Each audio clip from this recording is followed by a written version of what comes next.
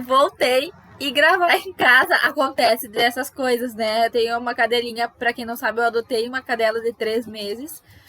E ela gosta de morder a minha cadela, que é maior, que tem 3 anos. E às vezes elas se mordem e acabam se machucando.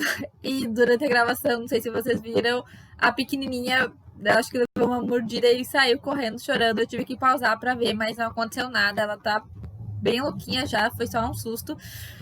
E então, continuando, né, de onde paramos na diferença de ADO e mandado de junção. Então, mais uma vez, ADO, eu não tenho caso concreto, eu trabalho a lei em abstrato, então não é qualquer pessoa que pode ajuizar uma ADO, somente os legitimados previstos na Constituição Federal, no artigo 103 da Constituição Federal, tá?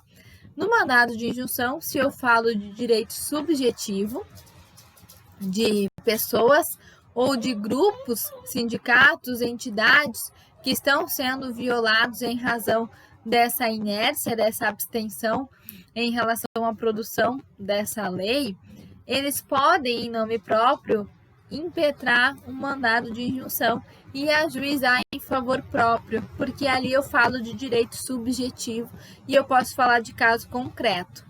Então, na ADO, eu não tenho caso concreto, eu falo de objetividade, de lei trabalhada em abstrato, sem caso concreto, e, portanto, o meu rol de legitimados já é pré-determinado pela Constituição Federal, lá no artigo 103 da Constituição Federal. No mandado de injunção é direito subjetivo e, portanto, qualquer pessoa que se sinta lesionada ou grupo, sindicato, entidade de classe que se sinta lesionada em relação àquela omissão pode impetrar o mandado de injunção. Em razão disso, a gente vai ter como consequência também diferença nos efeitos. Os efeitos de uma ADO são diferentes dos efeitos de um mandado de injunção, justamente em razão da existência ou não de casos concretos.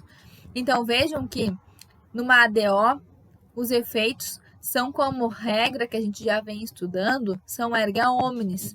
Sim, no controle concentrado de constitucionalidade, por eu não ter caso concreto, a minha regra sempre vai ser erga omnes.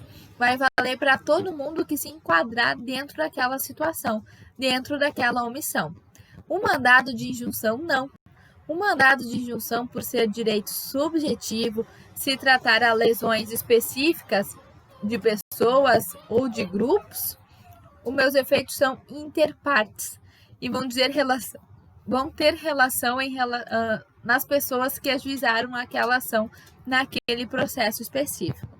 Então, ADO e mandado de injunção, para finalizar, possuem a mesma finalidade de tornar efetivo uma lei que ainda não tem essa efetividade, porque ainda não foi produzida nenhuma lei no sentido de dar efetividade àquela lei. Então, os dois têm a mesma finalidade.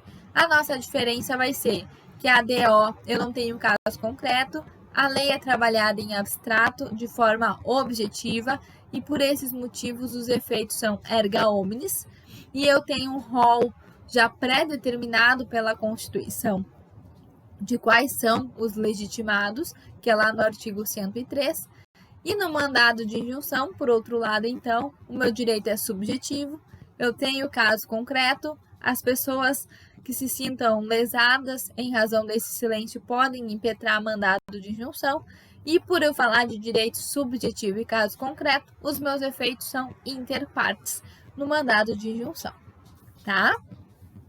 Então, era esse o conteúdo da nossa aula, ADC e ADO. Então, agora o que eu recomendo é que vocês façam a leitura, inclusive com a ADI, né? Leiam a ADI, ADC e ADO, tentem achar os principais pontos de diferença e pontos em comum em cada uma delas. Se vocês ficaram com dúvida, porque essa aula está sendo gravada e a gente não consegue dialogar, vocês entram em contato comigo, a gente tira as dúvidas de forma bem tranquila. Eu posso anotar as dúvidas e conversar com vocês na aula ao vivo da terça-feira que vem também. E para a nossa próxima aula, a gente vai estudar ADPF e ADI interventiva. E aí logo a gente finaliza o controle de constitucionalidade e a gente vai fazer uma bateria de exercícios só sobre esse tema. Aí eu vou selecionar uns 20 exercícios e a gente vai fazer só exercícios misturando todas as ações, que aí vocês vão ver que a coisa pode apertar, né? Estudando separado às vezes fica mais tranquilo, mas a gente mistura tudo, fica bem mais complicado de entender, mais fácil de cair numa pegadinha, certo? Então, eu desejo uma boa aula para vocês, né, por meio, infelizmente, desse vídeo gravado. E que nos encontremos, então, terça-feira que vem ao vivo. Fico no aguardo de dúvidas que possam surgir no decorrer dessa semana em relação a esses conteúdos que foram passados. Me repassem as dúvidas que terça-feira a gente conversa novamente, tá? Um grande beijo para vocês. Bom resto de semana, aproveitem a semana e a gente se vê terça-feira que vem. Tchau, pessoal!